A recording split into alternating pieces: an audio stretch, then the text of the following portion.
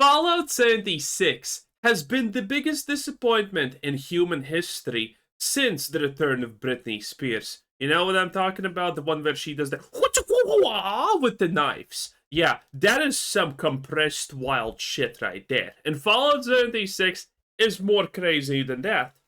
So firstly, let me explain my hiatus from Fallout 76. As I mentioned, it had been a good while since I played the game properly. If I was to actually add up all the time since I'd played the game consistently, day to day, week to week, completing absolutely everything, it had probably been well over 2 years. Well over 2 years since I'd actually played the game That's smart. The less you play Fallout 76, the better your chances in succeeding in life.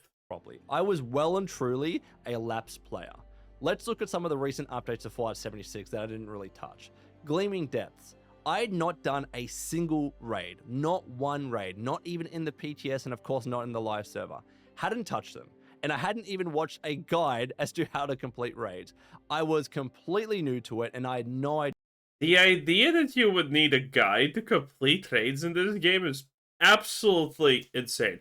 So, first of all, let me explain one thing about Fallout 76 that people don't understand in Fallout games in general. Fallout doesn't have such a thing called a fail state, because you can simply just inject yourself with 200,000 stimpaks and literally never die if you do not get one shot. So, failing a raid is remarkably hard.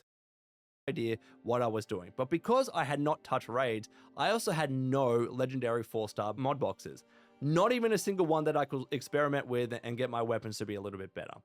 Plus, as well, as many of you know, if you watch a lot of my older Fallout 76 guides, I only ever used a bloodied unyielding build with Secret Service armor.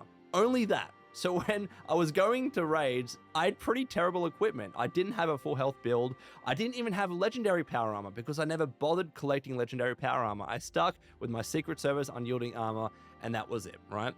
But even that is so questionable. How do you actually play Fallout 76 even for, a day and not collect different pieces of different things? That is insane. when we look at Milepost Zero, I hadn't touched Milepost Zero either. Well, okay. Said the guy who literally did not know how to drop his camp for 3 days after the game released. Not that that was useful at the time, but still, point being. And a guy who literally went in the opposite direction that the game tried to push you for a better experience. Yeah, I'm really good at going the wrong places. Goddamn Cazadors, I hate them so much. And that was the update where they introduced all the great changes with legendary crafting and mod boxes. So I didn't even have any 1-star, 2-star, or 3-star legendary mod boxes, and I had not touched the legendary crafting system. I had no idea what to do with it, right? I was in there and I was a little bit lost. The last time that I actually played 76 was Skyline Valley. I did a review on it, I played Skyline Valley, but I only played Skyline Valley in the PTS, so none of that progress was transferred over to the live server. And fun fact about the Skyline Valley thing that people previewed was the fact that for the preview build, the spawn rates and everything was bumped up by miles. And when you watch that, it was like, whoa, there's a lot of enemies coming in. Whoa! But in the reality, in the real game to this day, it's like, oh, I'm doing the Skyline Valley things. Here comes a wave. It's two things.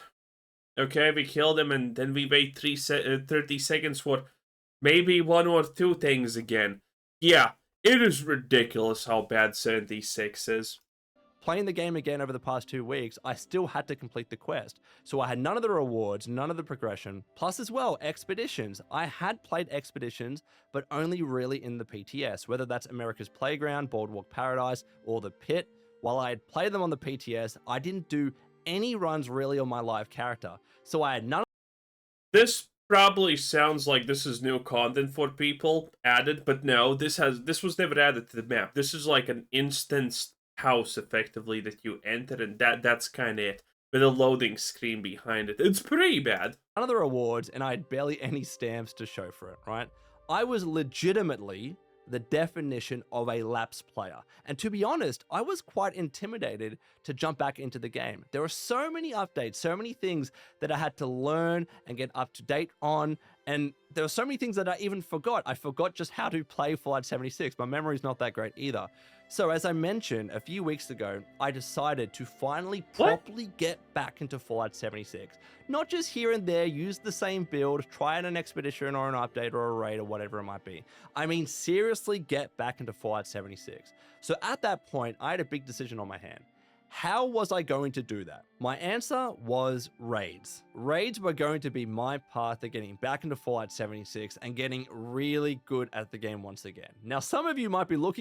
Okay, that does make sense. If you played Fallout 76 and you did everything up until raids, I guess you kind of should do raids now, because it just everyone understands this. This is not complicated, right? Me right now like I'm a complete crazy person. Like, lone raids are some of the hardest content in the game. You couldn't have picked a more difficult path to getting back into Fallout 76, especially as a lapsed player.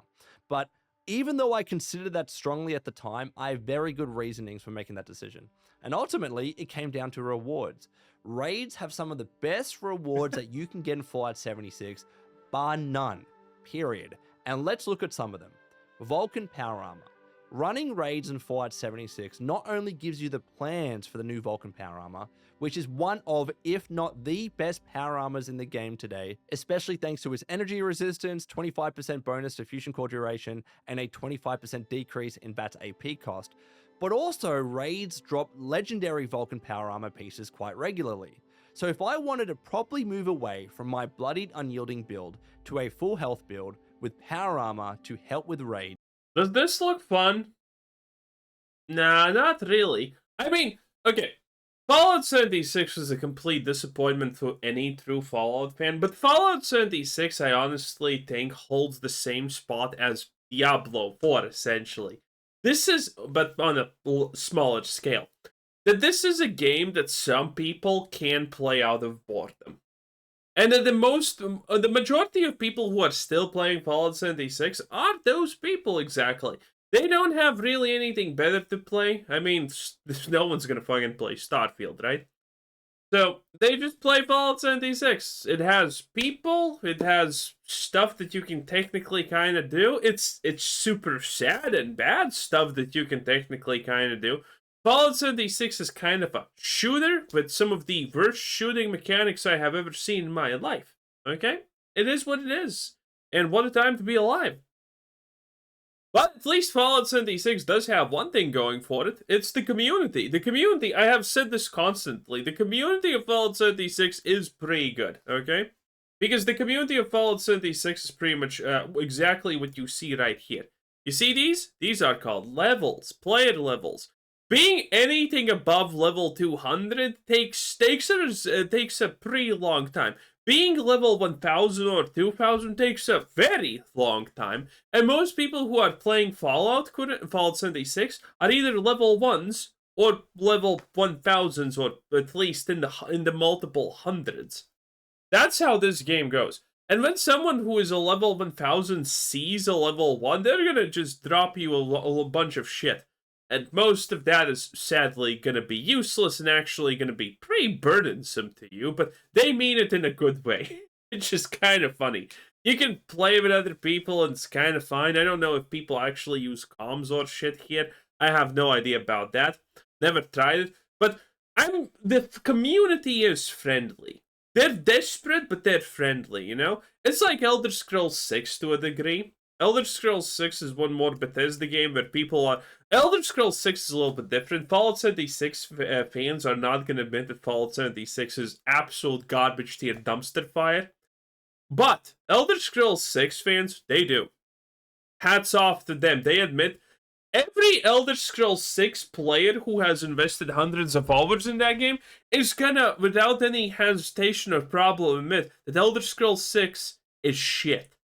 But there's nothing Elder Scrolls else out there, so they play it because, they're just, they don't play that much, they're bored, and this is it.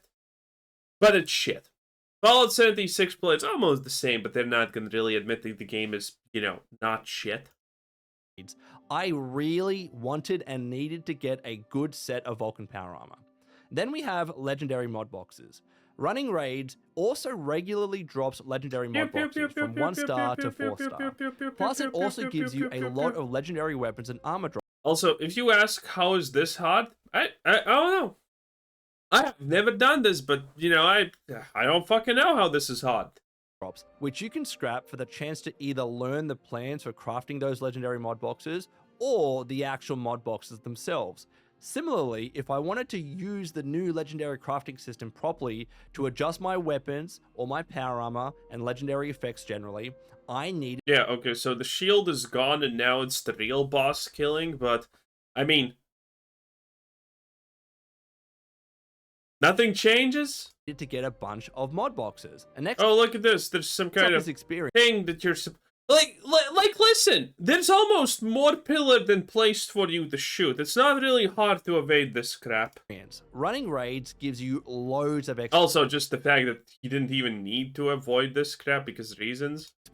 Which was necessary for me to level up, obtain perk cards that I didn't have to optimize my full health build, but also to obtain perk cards to scrap in order to level up my legendary perk cards. Again, there were some power armor specific legendary perk cards that I never bothered to fully rank up, so I really needed to get that done as well. And then there are all the other rewards that raids net you, whether that's ammo for prime weapons, caps, stim packs, serums for mutations, legendary modules to craft more legendaries, legendary script to buy more modules, and add legendary mod boxes to my equipment, repair kits, etc, etc. So with all of these great rewards, I saw my fastest track possible to getting back into the game, and importantly, I mean, they literally have made raids that are in difficulty curve less challenging than a World of Warcraft classic raid. Okay, listen. Most raids don't even have mechanics there. getting really good once again. So at this stage, many of you are probably asking, well, if you didn't have a proper build, if you didn't have the right equipment, if you didn't have anything you needed to be able to do raids, how the hell did you do raids? It's a very good question. And here's my... I'm assuming almost anyone can just go in there and find some kind of Discord where they can, hey, I'm a new player, I want to do raids. I'm level 1, can like a group of people carry me? And those people are, and there's probably going to be like a group of people who are going to unironically say, sure, yeah, hop on.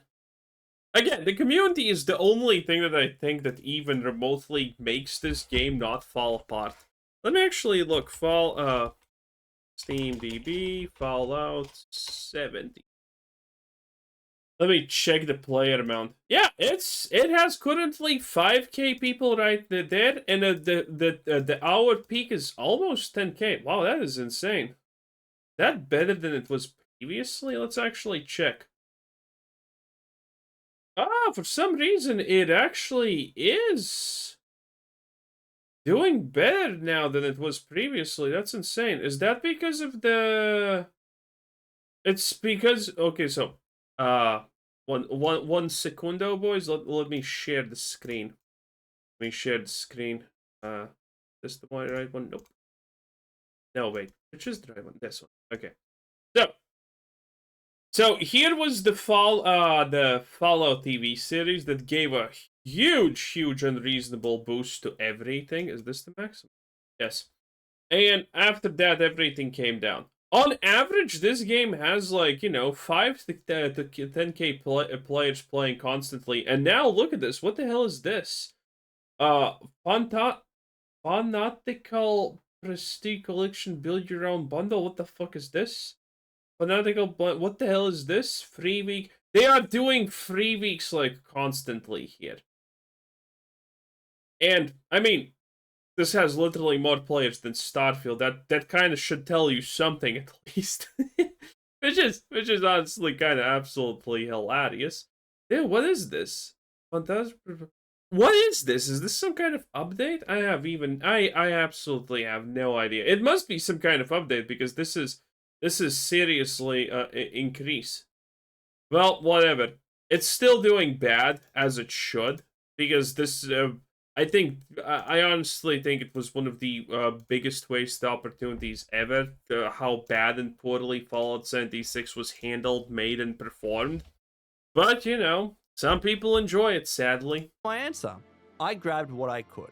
I went into my stash and I grabbed my non-legendary T65 power armor. Yes, T65 is very good, but it was non-legendary. I had a random anti-armor plasma caster that was just lying around. I equipped the perk cards that I could, and I simply kept creating public raid teams in the hope that others would join my raids and help me out. And yes, even with that help, I died a hell of a lot, constantly. Not only was my build suboptimal, but I was still learning what to actually do in the raids for the first time. I had no idea that there was a mole Bad. miner that could one-shot you with a punch. Zero idea. So when that happened to me for the first time, it was a bit of a surprise. I had no idea how crippling the Ultrasight Terror's poison attacks were. It wrecked me even in power armor. I didn't know what was going on. I didn't know that there was a stage where None of that sounds hard. It just sounds like you need to learn these mechanics because, well, poorly made games are never gonna tell you that something happens. It just happens. Okay? Good made games, like Lost Ark, have literally a thing that shows you this is about to happen. You need to be ready for it. you could only damage enemies by exploding crystals. I was wondering what my teammates were shooting at. This was all a learning experience for me. And because of that, because of my suboptimal build, I died so much that there were genuinely points in these early stages where I was questioning whether I picked the right path. Did I pick the right path? Should I simply have played the game normally to get legendaries through other means to be able to scrap a mod Bro should play the game not on controller. That's what he should do. boxes or get caps to buy mod boxes from other players? Or maybe I should have started running expeditions in order to get stamps for the Union Power Armor, which has great poison resistance, in particular for the Ultrasight Terror. Maybe I should have done more public events, especially the new ones that I hadn't tried, like Beasts of a Burden, to get weapons like the Holy Fire, which are really effective in raids, and so on and so forth. However, if you know me, you know I'm very stubborn, and I decided to stick to it. I was not going to veer away from the path that I decided upon. So what happened? Well, even though I died a lot in the early stages, even though I was being carried by teammates, slowly, bit by bit, I completed a stage, then 2 stages, then 3 stages, then eventually I completed 1 full raid, and then another full raid, and then many more full raids. So slowly but surely, I started getting more and more of the rewards that eventually would help me get better and better at doing raids. The legendary Vulcan power armor pieces Wow, so interesting. were dropping, and I used what I could initially, whether that was Vanguards or Auto Stim, just to get me by until I got better legendary effects. Same goes with the legendary mod boxes. I started to get more and more 1, 2, 3, and even 4 This is great gameplay. star legendary mod boxes, which would slowly let me improve my equipment.